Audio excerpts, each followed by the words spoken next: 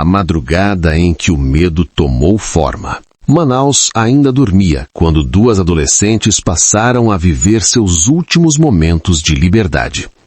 Era a madrugada de 6 de fevereiro de 2020.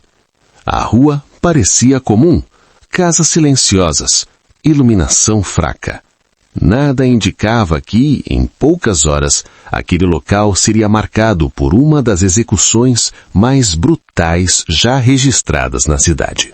Sigrid Libório Santana, de apenas 14 anos, carregava dias de medo acumulado.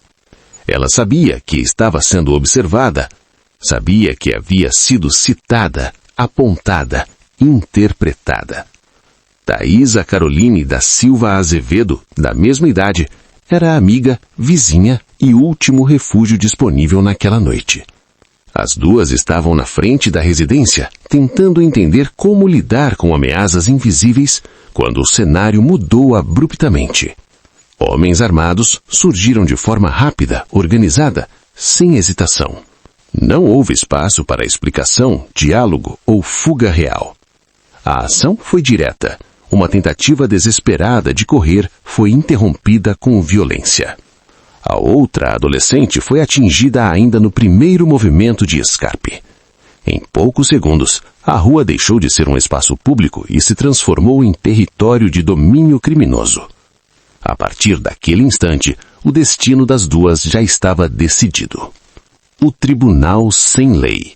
As adolescentes foram levadas para uma casa abandonada na zona sul de Manaus, um local já conhecido por funcionar como sede informal de julgamentos clandestinos.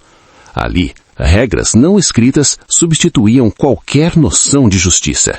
Não havia defesa, não havia investigação, apenas acusações baseadas em interpretações distorcidas. O motivo era banal e fatal.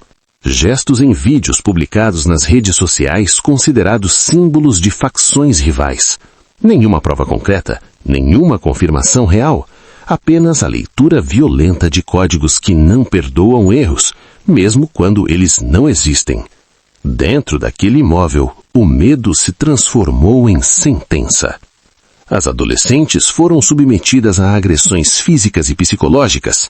O ambiente não era de intimidação, mas de execução planejada.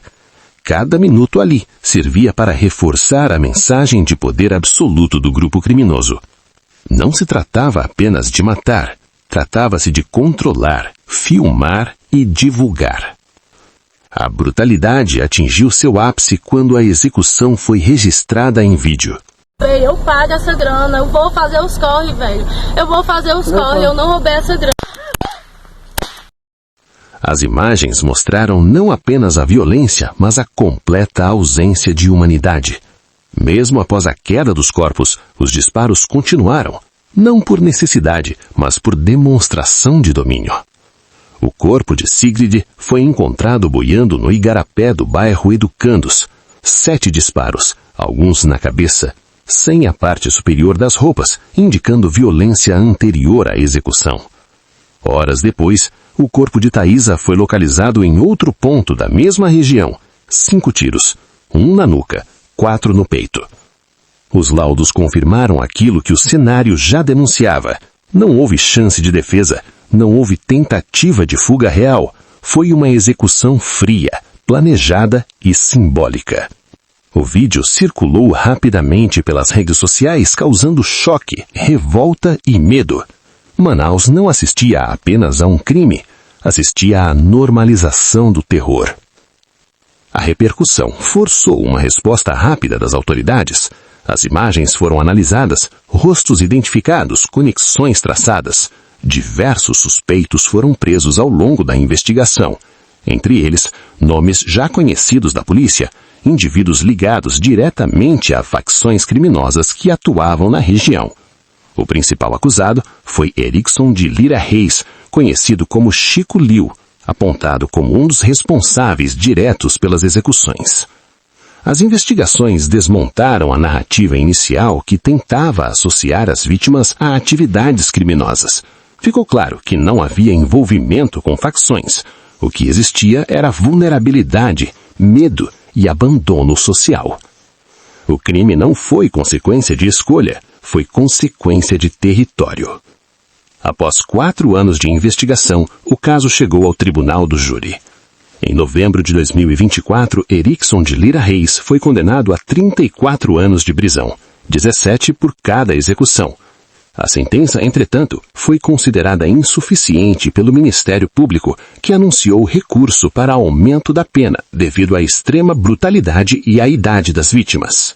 Mesmo condenado, o acusado permaneceu foragido por semanas, sendo capturado apenas em janeiro de 2025, novamente na zona sul de Manaus.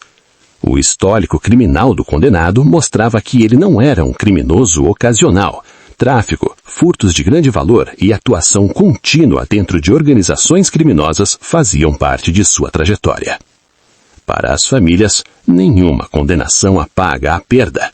Para a comunidade, o caso se tornou símbolo de algo maior. Adolescentes vivendo sob regras impostas por grupos armados, onde um gesto mal interpretado pode significar uma sentença de morte. A história de Sigrid e Thaisa não é um caso isolado. É um alerta brutal sobre o que acontece quando o Estado não chega, mas o crime chega primeiro. E a pergunta permanece ecoando no silêncio deixado por 2 vidas interrompidas cedo demais. Quantas histórias semelhantes ainda precisam acontecer para que algo mude?